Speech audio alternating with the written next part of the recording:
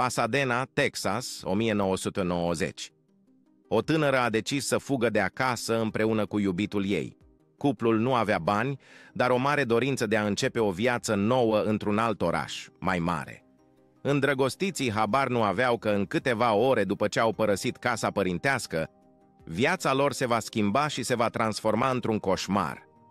Regina Walters s-a născut în 1976 într-o familie completă.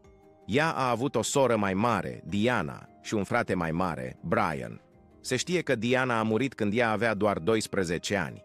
Fata a înregistrat un mesaj pe un reportofon și apoi a murit de bunăvoie. Mesajul ei era adresat părinților ei și se încheia cu fraza "Vă urăsc pentru totdeauna". Au trecut câțiva ani. Regina cea mică a crescut. La 14 ani visa să plece departe de Texas. Visa să călătorească prin toată America, să viziteze orașe mari și, dacă avea noroc, alte țări. La sfârșitul anului 1989, fata a întâlnit un băiat și și-a dat seama că împreună cu el își poate îndeplini toate visele. Era Ricky Jones, în vârstă de 18 ani, care era mai mare decât Regina cu 4 ani. Îndrăgostiții și-au pierdut capul de sentimente și emoții. A fost o primă iubire puternică, pasională, mistuitoare.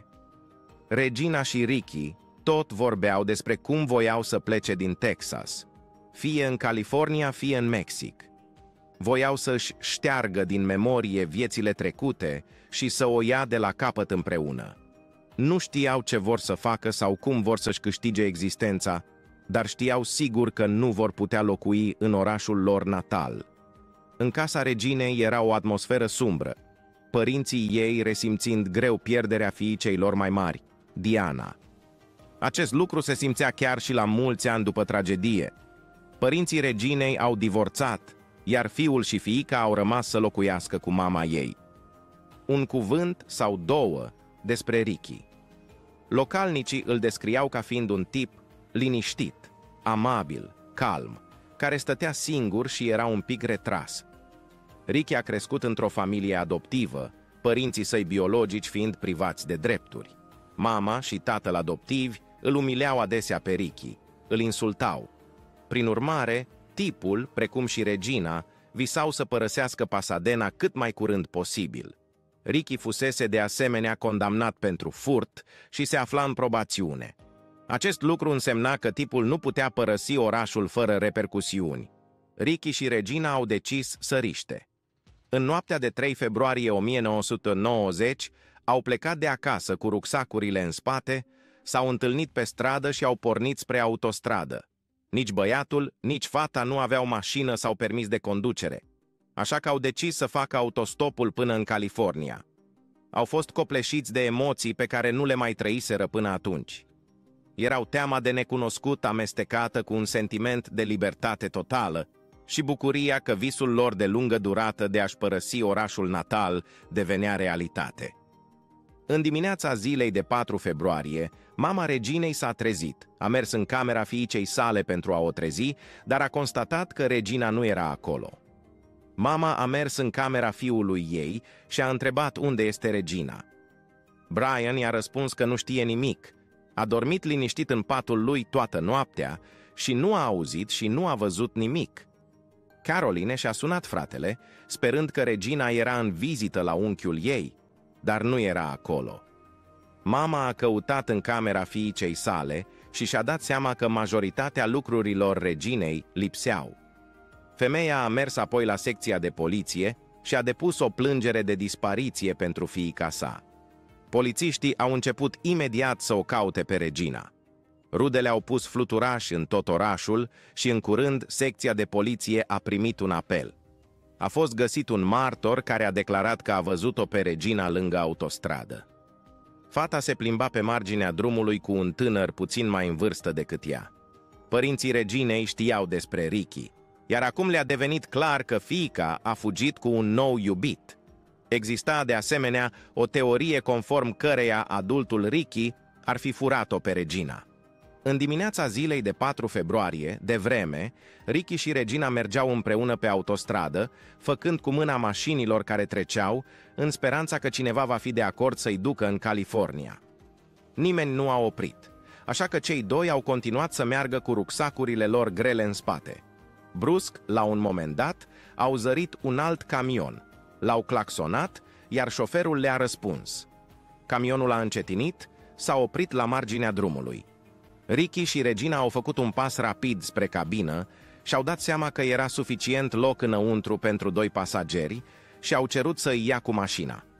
Șoferul era un bărbat înalt, slab, de vârstă mijlocie, cu ochelari și părul vizibil subțiat. Purta haine perfect călcate, o cămașă de bumbac și pantaloni. Părea destul de inofensiv și era politicos și prietenos. Șoferul s-a prezentat drept Dusty. A deschis ușa pasagerului și i-a invitat pe tinerii tovarăși de călătorie în cabină. Interiorul camionului era perfect curat, mirosea frumos, iar radioul cânta liniștit. Dusty, Ricky și Regina au condus pe autostradă. Fugarii știau foarte bine că erau deja căutați. Tinerii și-au dat seama că, dacă vor fi prinși, vor avea probleme. Dar s-a dovedit că și mai multe probleme îi așteptau în acel camion perfect curat, care avea un compartiment secret chiar în spatele cabinei. Era o adevărată cameră de tortură. A trecut o lună și jumătate. Poliția nu găsise niciun indiciu cu privire la locul în care s-ar fi putut duce Regina și Ricky. În acest timp, nu au existat apeluri sau scrisori de la fată și băiat, nimeni nu i-a văzut nicăieri. Pe 17 martie, un telefon a sunat acasă la tatăl Reginei, Jerry. Numărul lui Jerry era cunoscut doar de rudele sale și de câțiva prieteni apropiați. Jerry a ridicat receptorul și a fost foarte surprins când a auzit la celălalt capăt al firului o voce de bărbat necunoscut. Necunoscutul a întrebat: "Vorbesc cu tatăl Reginei?" Jerry a răspuns: "Da." A lăsat toate afacerile deoparte și a ascultat cu atenție. Vocea străinului a spus că știe unde este Regina și apoi a adăugat: "I-am tăiat părul. Acum este tunsă scurt. Am lăsat-o în podul hambarului." Tatăl a întrebat: "Fiica mea este în viață?" După această întrebare, conexiunea s-a întrerupt. Jerry a încercat să sune înapoi, dar numărul nu mai era disponibil.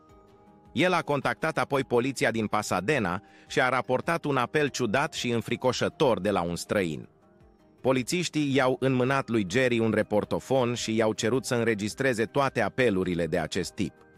De asemenea, poliția i-a înmânat magnetofonul mamei Reginei, Caroline, pentru orice eventualitate și i-a cerut de asemenea femeii să înregistreze apelurile de la străin. Chiar a doua zi, târziu în noapte, telefonul a sunat acasă la Caroline. Femeia a ridicat receptorul și o voce necunoscută de bărbat a întrebat: "Caroline, ai găsit-o deja pe fiica ta în podul hambarului?" Mama a răspuns: "Nu." Străinul a sugerat: "Bine, atunci ne întâlnim dimineața de vreme în fața magazinului de lângă casa ta din Pasadena." Caroline a mers la întâlnirea de dimineață, dar nimeni nu s-a apropiat de ea. Femeia a spus că este posibil ca străinul să fi fost speriat, deoarece o mașină de patrulare se întâmplase să fie parcată în apropierea locului de întâlnire. Câteva zile mai târziu, străinul a sunat-o din nou pe Caroline și a stabilit o întâlnire. De data aceasta nu era nicio mașină de patrulare în apropiere. Poliția privea de la o mașină obișnuită. Caroline a așteptat timp de 2 ore, dar din nou nimeni nu a apărut la întâlnire.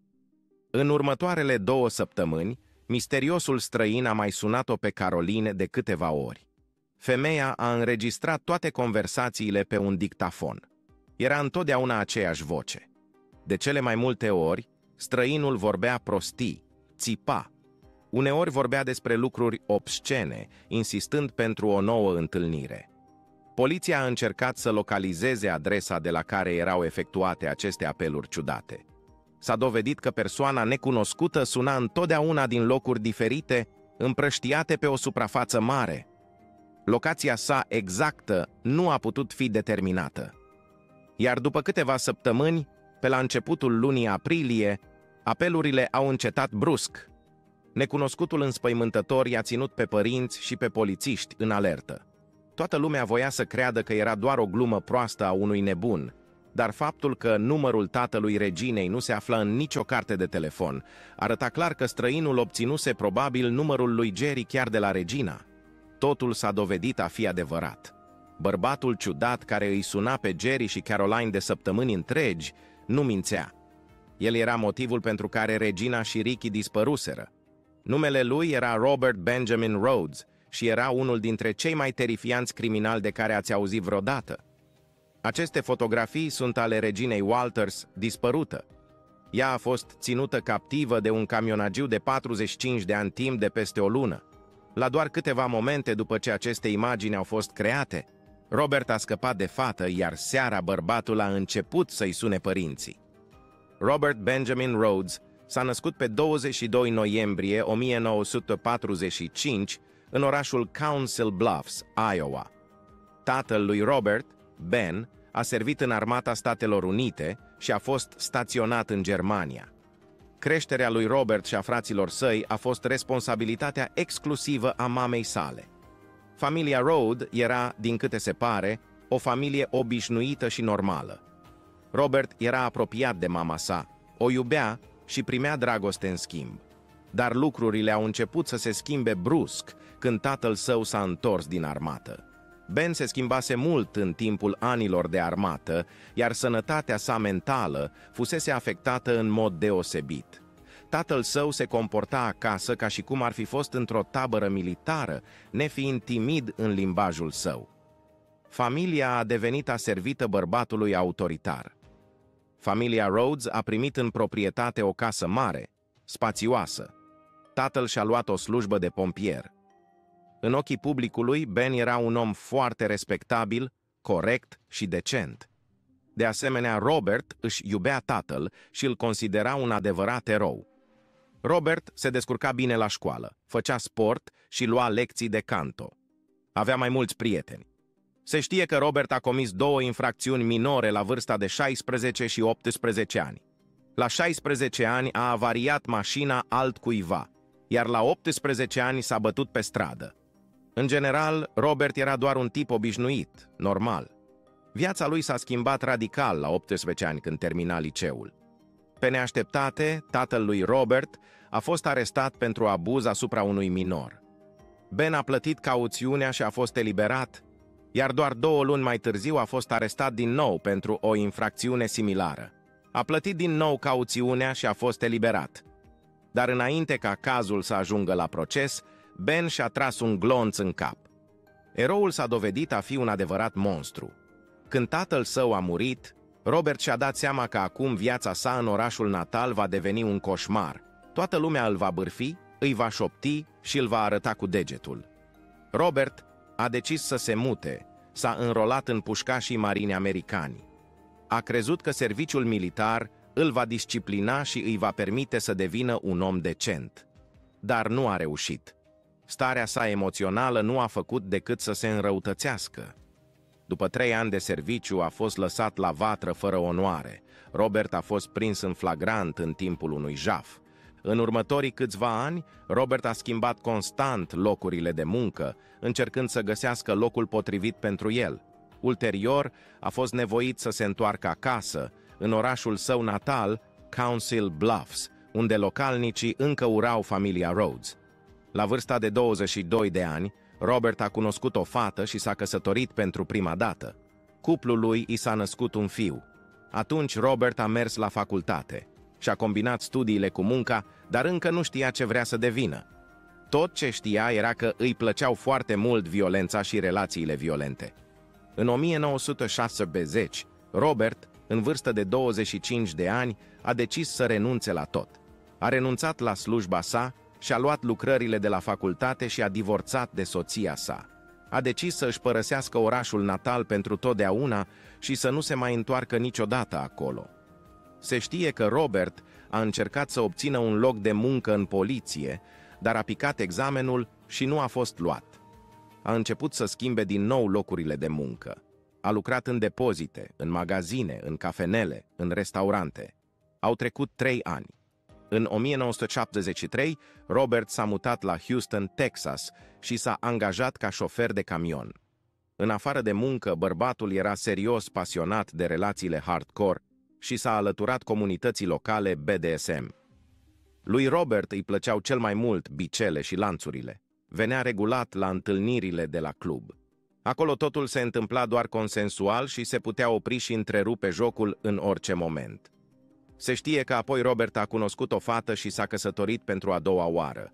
Soția a spus că în timpul căsniciei lor lui Robert îi plăceau jocurile BDSM, era întotdeauna dominant și participau împreună la petreceri. Odată, soția sa a mers la spital cu lupus, iar când a fost externată, Robert nu a ascuns că în tot acest timp a participat la astfel de evenimente, unde s-a distrat în compania altor femei. A doua căsătorie a lui Robert s-a încheiat prin divorț. La începutul anilor 80, el a întâlnit din nou o fată care, după 4 ani, i-a devenit a treia și ultima soție. Numele ei este Deborah Davis. Robert și Deborah s-au cunoscut într-un bar. La momentul primei lor întâlniri, Robert purta o cămașă albă perfect călcată și pantaloni negri. S-a prezentat ca Dusty și a spus că lucra ca pilot pentru o companie aeriană și că zbura cu avioanele peste tot în lume. Robert și Deborah au început să se întâlnească. A durat câteva luni până când femeia a aflat numele real al alesului ei și faptul că acesta nu era pilot de linie, ci șofer de camion obișnuit. Pentru Deborah a fost o surpriză neplăcută, dar până atunci femeia se îndrăgostise deja de bărbat și a continuat să iasă cu el. 4 ani mai târziu, în 1987, s-au căsătorit. Deborah s-a mutat la Robert împreună cu fiul și fiica ei dintr-o căsătorie anterioară. Robert a început să o introducă treptat pe soția sa în cluburile de swing și BDSM, cu bice, lanțuri și alte atribute ale unor astfel de instituții. Cuplul a început să participe împreună la petreceri și să facă schimb de parteneri. Uneori, Deborah putea să intre într-o cameră și să-l vadă pe Robert în pielea personajului făcând sex cu o altă femeie. Curând, Deborah a încetat să-i mai placă tot ceea ce făcea soțul ei. Robert devenea din ce în ce mai dur cu soția sa, din ce în ce mai violent și mai extrem, și părea să ajungă la un punct în care depășea limita. Într-o zi, Deborah a venit acasă de la serviciu și și-a găsit soțul în sufragerie cu un bărbat ciudat. Robert, observându-și soția, a exclamat brusc: "Deborah, bună! Acesta este un sclav. L-am cumpărat pentru tine. Ești un om foarte norocos. Astăzi este cea mai fericită zi din viața ta." Deborah nu a apreciat surpriza. Femeia a fost speriată și a refuzat cadoul. În următoarele luni, relația dintre Robert și Deborah a devenit din ce în ce mai rece. Soții s-au îndepărtat unul de celălalt. După 2 ani de căsătorie oficială, în 1989, au divorțat. Robert nu a mai intrat în relații serioase pe termen lung cu femeile. La sfârșitul anilor 80, bărbatul a continuat să se angajeze în transportul cu camionul, lucrând în cadrul companiei de transport Georgie. A călătorit în toată țara și a vizitat aproape fiecare colț al Americii. Colegii și cunoscuții lui Robert vorbeau despre el ca despre un om inteligent, decent, dar în același timp viclean. Se știe că Robert recurgea adesea la serviciile fetelor cu comportament ușor, care lucrau pe autostradă. De asemenea, el îi ducea adesea pe autostopiști. Când Robert a luat o pasageră, prima dată călătoria a fost destul de normală. Robert părea un șofer decent, întotdeauna îngrijit, ordonat și politicos. O invita pe pasageră la prânz sau la cină, îi putea oferi un burger, o Coca-Cola. Din exterior, comportamentul său părea dulce și grijuliu. Cu toate acestea, cu cât camionul lui Robert se îndepărta mai mult de oraș, cu atât șoferul devenea mai ciudat. Nu mai răspundea la întrebările tovarășului său de drum și pur și simplu nu mai vorbea. Postura i s-a schimbat. Toți mușchii i s-au relaxat și pe fața lui a apărut o expresie arogantă, goală. Camionul conducea cu aceeași viteză, iar în cabină era liniște. După câteva ore de tăcere, Robert îi spunea partenerului său de călătorie o poveste oribilă despre o fată moartă care fusese găsită recent într-un coș de gunoi de pe autostradă. De asemenea, vorbea despre o societate secretă și spunea că membrii acesteia râdeau de moarte. Nu știm despre ce societate vorbea Robert. Poate că singurul membru era el însuși. Când camionul ajungea într-un loc liniștit și pustiu, Robert oprea pe marginea drumului, scotea un cuțit și îi ordona tovarășului său de drum să se mute în spatele camionului. Acolo se afla o cameră secretă cu lanțuri, ace, cârlige de rufe și alte lucruri înfiorătoare. Își înlănțuia și își încuia victimele. Îl ținea pe însoțitorul său de călătorie în celulă, se urca la volan și, ca și cum nimic nu s-ar fi întâmplat, se întorcea pe autostradă pe traseul său de lucru. Pe drum se oprea regulat în locuri liniștite, se urca într-un compartiment secret și își realiza cele mai groaznice fantezii.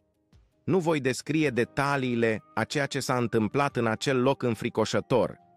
Tot ce voi spune este că își putea plimba victimele în celula secretă săptămâni întregi. Le făcea să îndure chinuri oribile, le tăia părul, care era trofeul său personal. Îi plăcea să audă țipetele și cu cât erau mai puternice, cu atât îl excita mai mult pe Robert. Cu cât își ținea victima mai mult timp în brațe, cu atât era mai dur cu ea. În cele din urmă, când tovarășa de călătorie îl plictisea pe bărbat și nu-i mai trezea aceleași emoții, scăpa de ea. De cele mai multe ori, Robert își ucidea victimele, dar existau și cazuri în care le dădea ocazia să scape. Într-o zi din vara anului 1985, o tânără pe nume Vanessa a urcat în camionul lui Robert. Avea doar 15 ani la acea vreme. Puțină istorie. Cu 6 săptămâni înainte, Vanessa își părăsise mama opresivă. A fugit de acasă în New York împreună cu iubitul ei de 21 de ani. Curând, fata s-a despărțit de iubitul ei și a rămas singură. Avea doar $60 în portofel. La o stație de camioane l-a întâlnit pe Robert, care a fost de acord să o ducă pe fată gratis. Pentru Vanessa, Robert părea un om normal și nu și-a făcut griji. Când Robert și Vanessa conduceau pe o autostradă înconjurată de o pădure deasă, șoferul a oprit pe marginea drumului, a scos un cuțit de vânătoare și i-a ordonat fetei să urce în spatele camionului. Vanessa a început să plângă și l-a implorat să o lase să plece. I-a promis că nu va merge la poliție și că nu va spune nimănui nimic. Apoi Vanessa s-a uitat în ochii lui Robert și a încremenit de groază. Fata își amintește. Era absolut calm, dar și serios și metodic. A spus un singur cuvânt: fugi. M-am întors imediat și am fugit în pădure. Am fugit fără să mă uit înapoi. Nu știam dacă mă urmărește. Apoi am zărit un loc adăpostit și am decis să mă ascund printre crengi. Mi-am acoperit gura cu cămașa ca să nu-mi audă respirația greoaie și confuză. După o vreme, am auzit camionul pornind și Robert plecând. Tremuram și eram în stare de șoc. Când s-a întunecat, am mers pe marginea drumului, am prins o mașină și am plecat spre casa mea strămoșească. Vanessa s-a întors la mama ei, dar nu a spus nimănui despre întâlnirea cu șoferul de camion. Fata nu a mers la poliție. Unul dintre cei care au fost mai puțin norocoși decât Vanessa au fost tinerii căsătoriți care și-au sărbătorit recent nunta. Douglas Ziskovski, în vârstă de 20 de ani, și Patricia Walsh, în vârstă de 20 de ani, locuiau în Seattle. În noiembrie 1989, în luna lor de miere, cuplul urma să participe la un seminar religios în Georgia. Ei nu aveau mașină, așa că au decis să facă autostopul. A fost un fel de aventură pentru ei. La scurt timp după ce Douglas și Patricia și-au părăsit casa din Seattle, au încetat să mai ia legătura unul cu celălalt și au dispărut pur și simplu. O lună mai târziu, familia și prietenii cuplului au început să se îngrijoreze. S-a dovedit că Douglas și Patricia au fost văzuți ultima dată în orașul El Paso, din vestul Texasului. Aveau de parcurs doar o distanță scurtă pentru a ajunge la locul potrivit în Georgia. Cea mai mare parte a traseului lor fusese parcursă. Pe autostradă l-au întâlnit pe Robert, care a fost de acord să-i ducă pe cei doi cu mașina. După o oră de călătorie, Robert a oprit pe marginea drumului și a scos un pistol. I-a dus pe Douglas și Patricia în pădure l-a împușcat pe tip în cap și i-a spus fetei să se urce înapoi în camion. Robert a ținut-o pe Patricia într-un compartiment secret din spatele camionului timp de aproximativ o săptămână. S-au îndreptat împreună spre Utah. Într-o zi, Robert i-a ordonat fetei să coboare din camion, a luat-o de pe drum și i-a luat viața. O altă victimă a lui Robert a fost Shanna Holtz, în vârstă de 18 ani. Fata locuia în California și plănuia să meargă în Arkansas. Ea a mers într-un loc unde opreau de obicei camioanele și a început să caute un autostopist la locul potrivit. Acolo, în parcare, l-a întâlnit pe Robert, care a informat-o că merge în Texas și că ar putea să o ducă cu mașina. Shanna a fost de acord, s-a îndreptat spre camion și, în câteva clipe, Robert a urcat-o în spatele camionului și a încătușat-o imediat. Robert a petrecut câteva ore cu Shanna în compartimentul secret, a tuns-o scurt, apoi s-a urcat la volan și și-a continuat traseul. Câteva ore mai târziu, el era din nou izolat cu Shanna. Când bărbatul avea nevoie să facă o livrare, pur și simplu pornea radioul, astfel încât colegii săi să nu audă nimic. De asemenea, îi lega un ham de cal în jurul gâtului și gurii lui Shanna, astfel încât aceasta să nu poată țipa tare.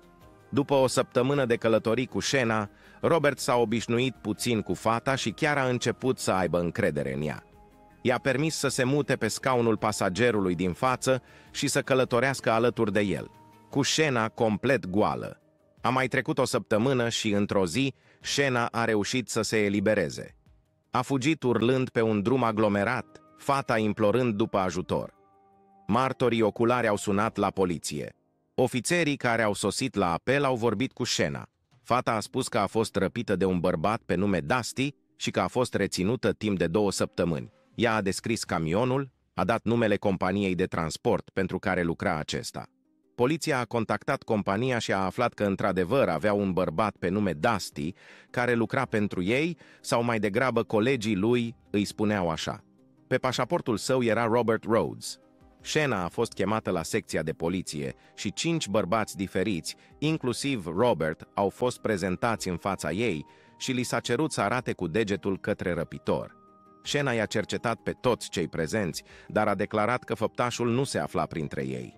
Ofițerii știau că este vorba despre Robert Rhodes, deoarece Shanna dăduse anterior o descriere detaliată a violatorului, iar Robert se potrivea în toate punctele. În ochii Shannei se citea teama. Polițiștii și-au dat seama că fata era doar speriată și nu voia să-l indice pe Robert. Polițiștii l-au notat pe bărbat, toate detaliile despre acest șofer ciudat, numele său complet, adresa, numele companiei pentru care lucra. Polițiștii nu aveau nicio îndoială că vor mai auzi de el. Și așa a venit acea zi. În dimineața zilei de 1 aprilie 1990 de vreme, un ofițer de poliție a observat camionul parcat pe o autostradă interstatală în apropierea orașului Casa Grande, Arizona. Era foarte cald. Polițistul a tras pe dreapta, nu departe de camion, a aprins luminile de urgență, dar șoferul nu a vrut să coboare. Atunci ofițerul de poliție s-a apropiat și a bătut la ușă. S-a urcat pe bord, s-a uitat înăuntru și a văzut o fată complet dezbrăcată legată de perete. Fata l-a observat pe polițist și a început să țipe tare. Ofițerul de poliție și-a scos arma, a alergat până la scaunul șoferului și a ordonat deschiderea imediată a ușii. Robert a încercat să se ascundă în taxi, dar după câteva minute a ieșit calm afară și s-a predat. Bărbatul a fost încătușat și dus la secție pentru interogatoriu. Fata a fost salvată și dusă la spital. Era Katie Ford. Ea a relatat că Robert o ținuse în camion timp de mai multe zile. Katie a povestit tot ce i-a făcut șoferul și a menționat că Robert se lăudase că face astfel de lucruri de 15 ani. Când a fost interogat, Robert Rhodes, în vârstă de 45 de ani, a susținut că Kathy era doar o preoteasă a dragostei, obișnuită pe care o agățase pe autostradă și că doar se distra consensual cu ea în camion. Robert a susținut că Kathy era nebună și spunea prostii. Deși bărbatul și-a negat vinovăția, a fost arestat și acuzat de agresiune, hărțuire și răpire. Polițiștii din Arizona l-au sunat apoi pe angajatorul lui Robert, care l-a informat că același șofer fusese implicat recent într-o altă poveste similară.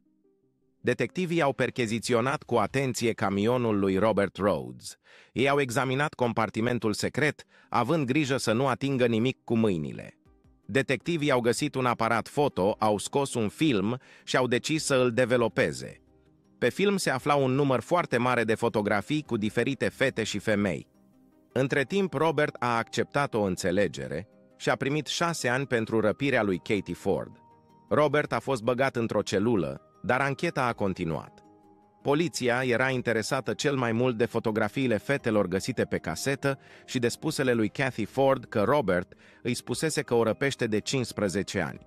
În timpul anchetei, detectivii au reușit să determine că unele dintre fotografiile lui Robert o includeau pe Regina Walters, care lipsea. La 1 septembrie 1990, la 5 luni după arestarea lui Robert, un fermier local din Illinois plănuia să dea foc hambarului său vechi, aproape prăbușit. Dar, înainte de a face acest lucru, el a decis să facă o ultimă verificare a hambarului, iar în pod, într-un colț întunecat, a observat întâmplător ceva care arăta ca un schelet uman.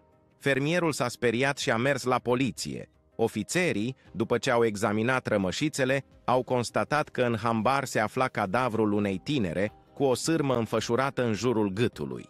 Detectivii au stabilit ulterior, pe baza înregistrărilor dentare, că persoana decedată era Regina Walters, care dispăruse de 7 luni.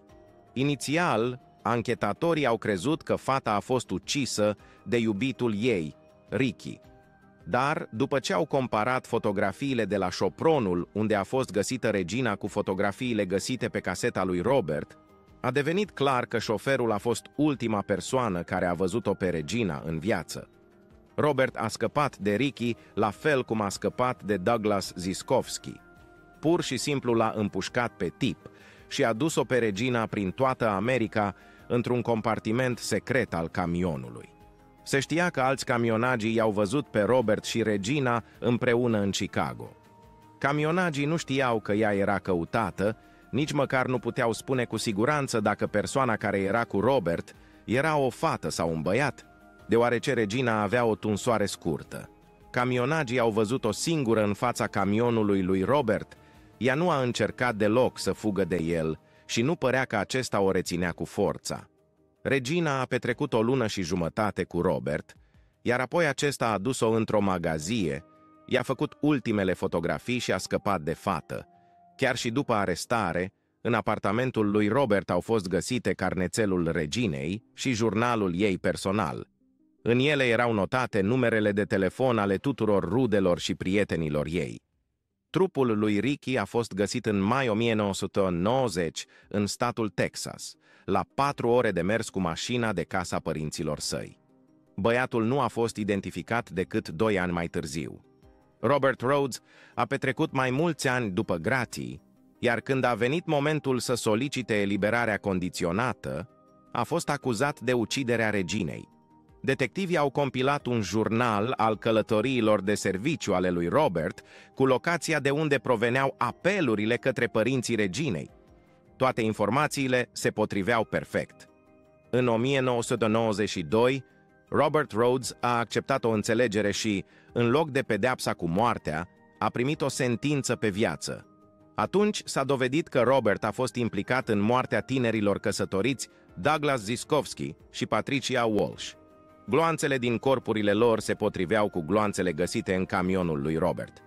Bărbatul s-a confruntat din nou cu pedeapsa cu moartea și a acceptat din nou o înțelegere, primind o nouă condamnare pe viață. Au trecut mai bine de 20 de ani. În 2012, Vanessa a contactat poliția și a povestit cum a reușit să scape de Robert.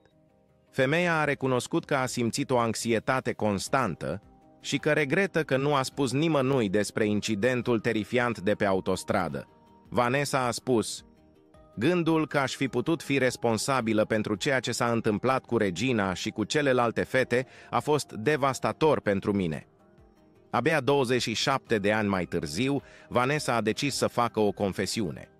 Femeia a scris o carte și și-a turnat toată durerea interioară în paginile ei. Se știe că Vanessa chiar l-a contactat pe Robert pentru un interviu, dar bărbatul i-a cerut să îi plătească $500 pentru a vorbi cu el ca un expert. Interviul nu a mai avut loc. În 2015, forțele de ordine au făcut publice mai multe fotografii ale femeilor din caseta lui Robert Rhodes. Ei sperau să găsească informații noi, iar una dintre femei a răspuns. Această fotografie o înfățișează pe Pamela Milliken. Ea a spus că în 1985 a trebuit să facă autostopul, își căuta fratele. Robert a luat-o chiar de pe drum și, de îndată ce ea a urcat în camionul său, el a scos imediat aparatul foto și a făcut această fotografie. Robert a spus că le face poze tuturor tovarășilor săi de drum, în caz că cineva îl jefuiește și decide să fugă. În timp ce călătoreau, Robert i-a arătat Pamelei un semn situat în interiorul cabanei. Scria ceva de genul: bani, iarbă sau intimitate, nimeni nu călătorește gratis. Pamela nu avea nici bani, nici iarbă, așa că s-a gândit repede cum ar putea să plătească șoferul. Potrivit acesteia, au avut o aventură consensuală. Robert a condus-o la locul potrivit și nu a făcut nimic rău. Robert Rhodes are acum 78 de ani și își ispășește pedeapsa la Menard Maximum Security Correctional Institution din Chester, Illinois. S-a dovedit oficial că a ucis 3 persoane: Regina Walters, Douglas Ziskovski și Patricia Walsh. Poliția crede că, în perioada în care a fost șofer de camion, Robert a luat viața a peste 50 de femei din Statele Unite. Se crede că Robert a început să comită crimele de la mijlocul anilor 70 și a făcut acest lucru timp de 15 ani. La apogeul nebuniei sale, comitea aproximativ 3 atacuri pe lună. Vă mulțumim pentru atenție, vă rugăm să evaluați acest videoclip și canalul, aștept cu nerăbdare gândurile dumneavoastră în comentarii.